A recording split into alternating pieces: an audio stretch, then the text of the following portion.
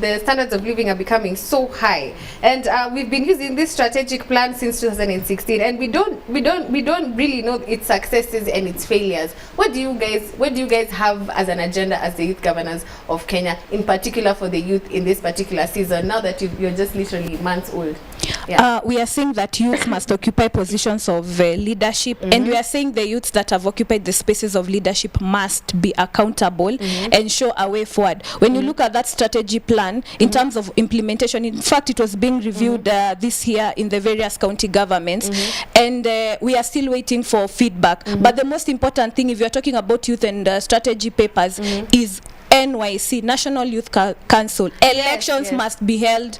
Even if it's today, we need elections, because the people who we have sitting on the boards are over 35.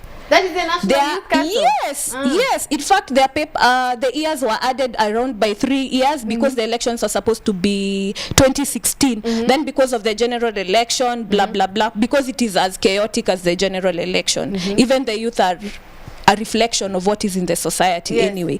So we are demanding that NYC must have its elections come next year. And it's not just youth governors, it's Siasa Place, it's every youth, it's Youth Senate, it's every organization that is talking about. If there's an organization purporting to be speaking about youths and it's not speaking about the National Youth Council, we are doing nothing. Because National Youth Council will enable Anita Nkirote to sit at the table, to sit with Margaret Kobia. It will enable Kasyoka from Makweni. It will enable her to have a platform in which she can speak, from being a student leader, and also myself in other positions. You know, you need a voice, Hilda, and this voice can only be in the NYC. So the people that are there can no longer purport to be talking about youths.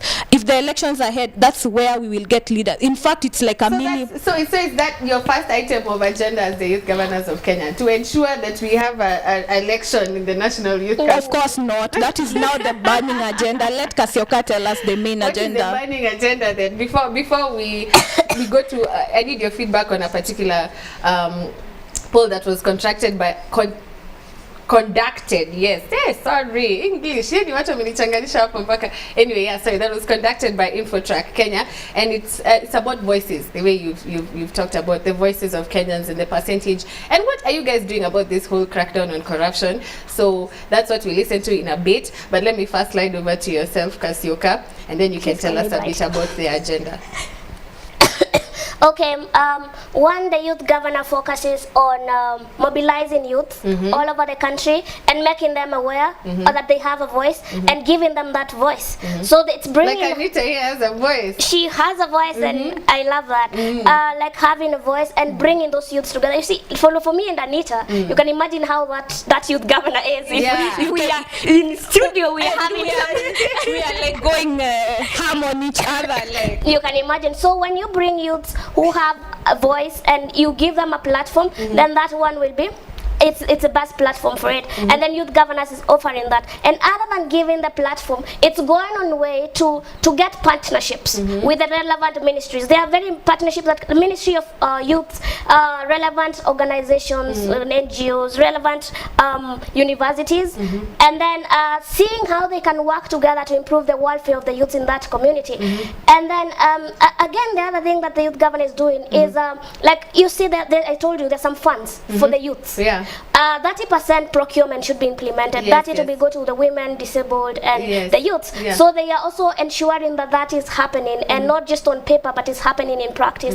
And then ensuring that we mobilize youths from the to form a group of 30, a maximum of 30, and they access tenders, you know, as a group. But also let me just interrupt that. I once hosted Mr. Pasaris here, and she talked about that particular group, women of group, meeting 30 of them to form a company in order for them to access the funds. And she said it's impractical. It is impractical, but a lot of youths don't know they exist, especially in the village, those who don't have education. You know, when we talk about the youth, it's all about the youth in campus. Those who want to know opportunities exist. But what happens to this youth who left class 8 and is in the village doing some things and struggling so hard with 10,000 to start a business, and they don't know that they can access funds when they are but our point, Hilda, is to show, to give information as to the disadvantages of the government in implementing its issues. Then now we are going to come to policy issues. Like I will ask my governor, Modhomi Njoki, I will tell him, hey, the youths are not able to access tenders. I saw you advertise tenders, you said 30%. Yeah. And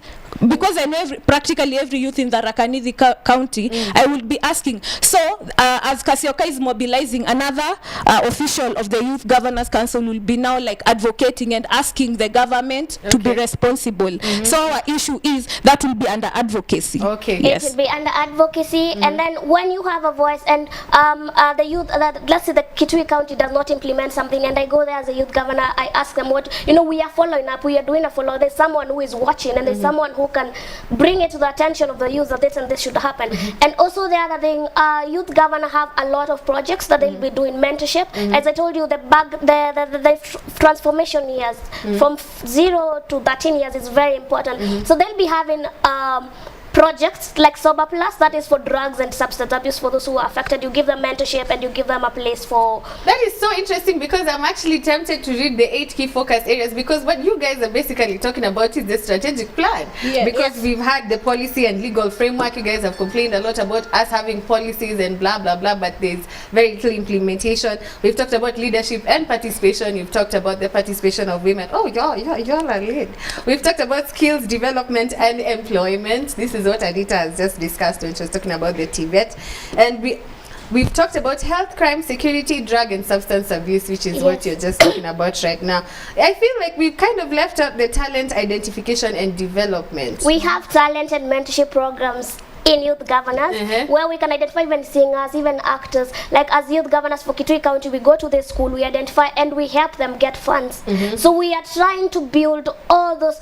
Actually, I had not read about that plan before I came here, but I'm very surprised it's in the same line with youth governors, and that's what it's trying to do, give a platform. And we are doing fine. Some counties like Busia, they've already done mentorship for him, that's for boys, and mentorship for her, that's for girls. I mean, there are a lot of projects for the youth governor that are meant to reach out down to these young people and give them the platforms and give them time to express themselves and give themselves platforms.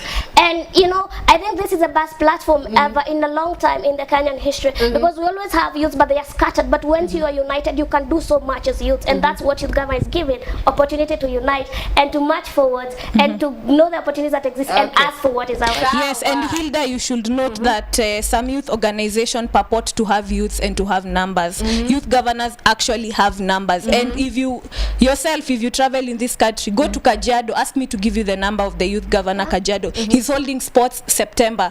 Ask me, every day there is an event, every week, people are shaking this country. And in fact, in 2022, you will look at the list now of youth governors and you look at 2022, you'll be shocked, because young people are taking this country. As I told you, the mean is 19, and we are getting older, remember. Okay, let's not get too excited. Now that you're here and we have really tumepigia debe sana youth governors of Kenya. Part of being a leader is also being able to comment on issues that are happening in this country. So I would like the people at home to look at this particular polling that was conducted by the Infotrack and the Africa Center for Open Governance. Just check it out.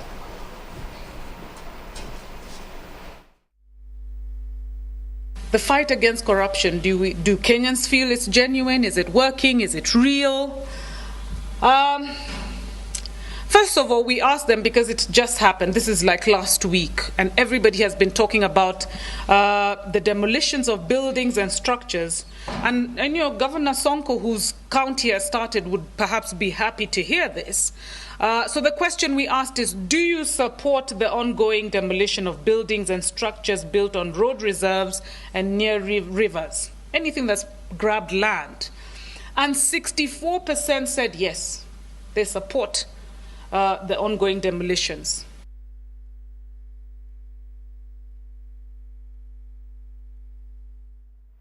All right. Part of the menace facing this country, especially even us as young people, that is robbing us of our riches in future, is corruption. And being the leaders that you are, I'm sure the youth at home are like, okay, so what does Anita and Brightstar have to say about this? Because the strategics say that 6 in 10 out of Kenyans do support the ongoing fight against corruption. And when they were asked in which direction they think the country is heading, well, 43% said they are optimistic that the country is going in the right direction following the crackdown on corruption. 15% say they have no idea whether we are going in the right or wrong direction. Then 87% have quoted that the handshake has supported this fight against corruption. That's 87% of Kenyans. That's a very big majority. And then we have a particular body that has now just broken the limelight, which is the IEBC. And we've had two resigned commissioners going back to office all of a sudden. And we have 53% of Kenyans hoping that the IEBC will be disbanded, and 45% expressing no confidence whatsoever. Not no confidence, expressing no interest whatsoever even in what the IEBC is doing. Now only my youths, man, I'm sure I know you people in only 45%.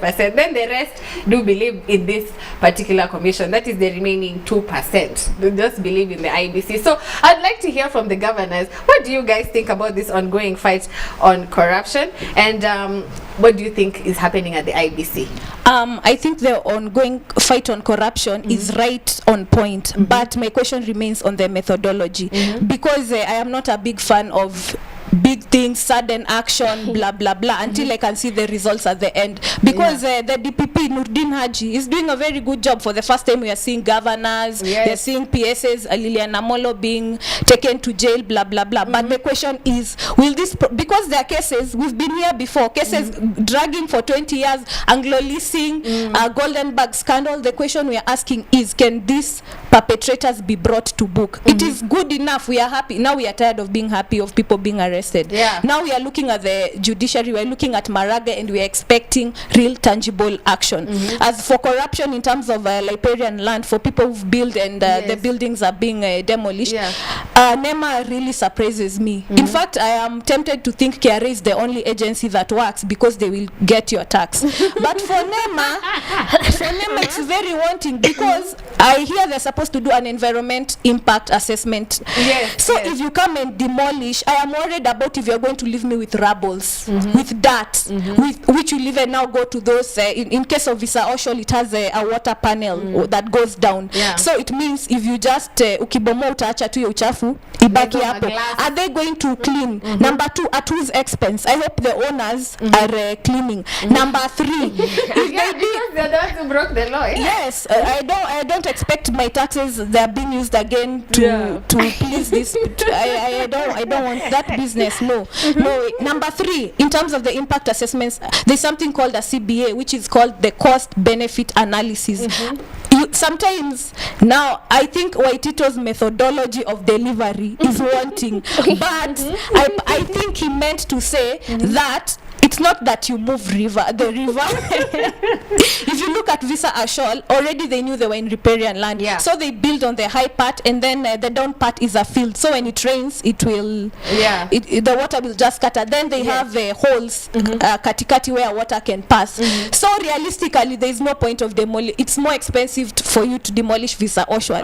Number two, when you're doing the impact assessment test, you need to ask yourself how many people are employed, or how many people are occupying this, because landlords now pay taxes. You see, I'm looking at it because Hilda, you might not know, but I'm an accountant, and money is very important to me. You don't know, even me it's important. Maybe Kasyoka, I don't know if money is important. I'm a philanthropist. So the social is actually a community center. You know, you need to look at there. I agree, there are buildings that must automatically go. But there are buildings, honestly, that we cannot just have a microwave reaction where we have instant coffee. You just want instant coffee. It's not gonna work. It's and remember, this is Nairobi County, and with the county government, this thing start in Nairobi County, kidogo kidogo itakuja kwenu Kiambu, kidogo kidogo itafika kwa kina Kasyoka. So we need a way forward. For the IEBC issues, I am hardly surprised. No one is hardly surprised by IEBC. They've lowered the bar so low that we expect anything. But one thing for sure is, by 2022, all of them will be out. When you look at you do believe it should be disbanded, and of course, but it is history. Not in terms of a new commission. I don't know if they will maintain the name, but I know we must have different faces at the top. That is history. It might be political, and Hilda have said so many times on this show, if you want to understand how the government works, look at history. No president in Kenya has ever done anything for the first tenure. They only deliver on the last tenure. That is now Uhuru Kenyatta realizing that I must have a legacy, and corruption is the biggest thing, and I have Big Four, but Big Four is not tenable if you don't get rid of corruption. corruption. Yes. If you look at Kibaki, no roads. Sipawe was not built between 2003 and 2007.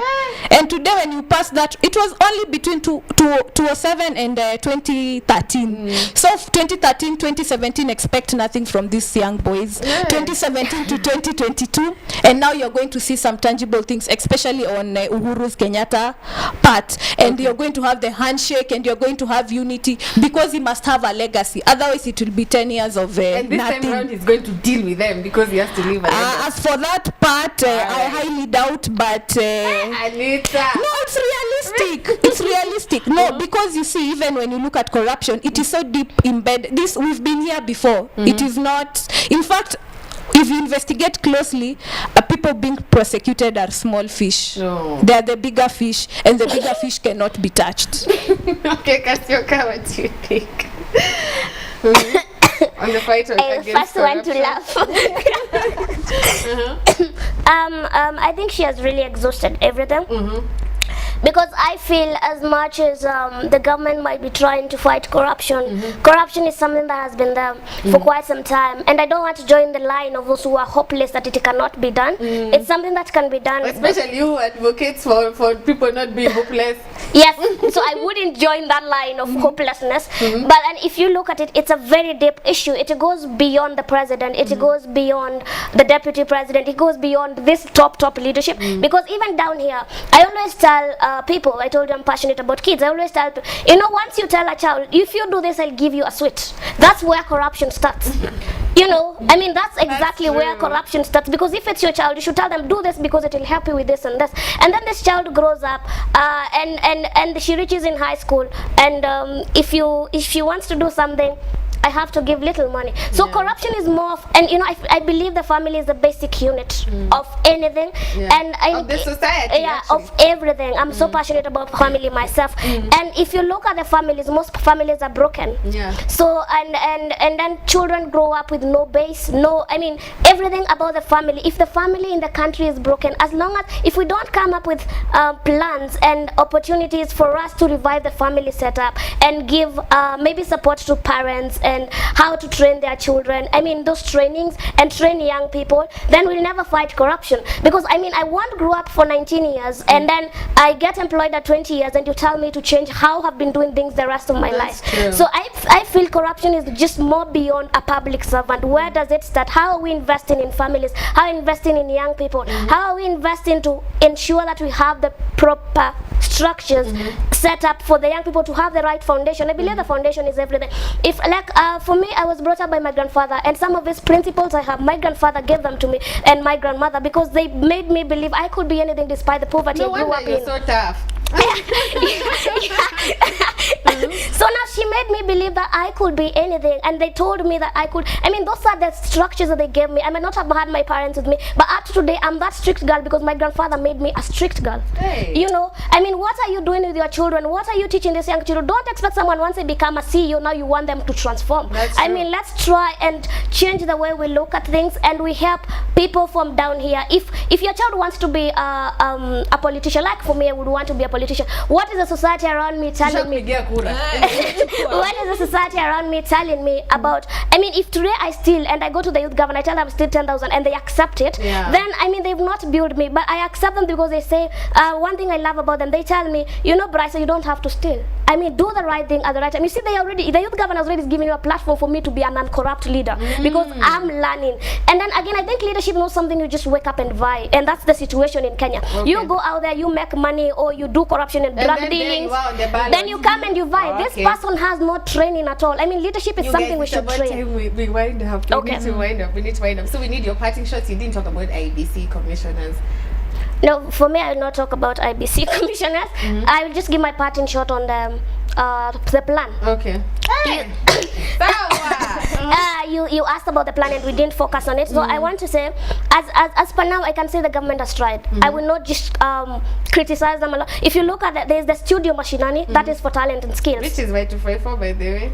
You should hire me. I work with anyway, it's fine. I mean, the studio machine, and you see it's giving young people a platform. And then if you look at the TZ, I don't know if it's TZ or what, for talent, it looks for talent. And then there are Chipukizi is the young person who's been employed to participate in leadership. So they there are other, but I feel we can do more. We can have more youths in leadership, we can all other, but I must recommend the process there involving more youths. I must recommend the projects that have been put in place, and I'd urge the stakeholders, I mean the private sector and the public, to make sure they involve more youths. All right, sawa basi. Anita, any parting shots? It's about time we conclude this. My parting shot is look at women empowerment. Exactly. Look at women empowerment. Women must be empowered because women bring real change. Because women are the ones who, in terms of even when you look at nutrition, the big things, security, blah blah blah, it is the women who cook at home, so they determine nutrition. It is the woman who takes your child for immunization, she determines health. It is the woman who ensures everyone is safe. So I'm saying that women must be empowered, because once women are empowered, they are able to create stakes in the society, and they are the ones who actually receive the hard, you know, when life is hard, it's the women who actually bear. Men have a way of surviving.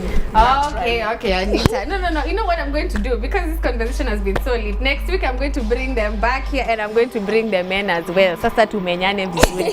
Sindio? Yes. Hiya, all right. You have been watching Youth and Politics with myself, Hilda Madidi. Thank you so much, ladies, for coming. These are your youth governors from Kitui and Tharaka-Nithi, respectively.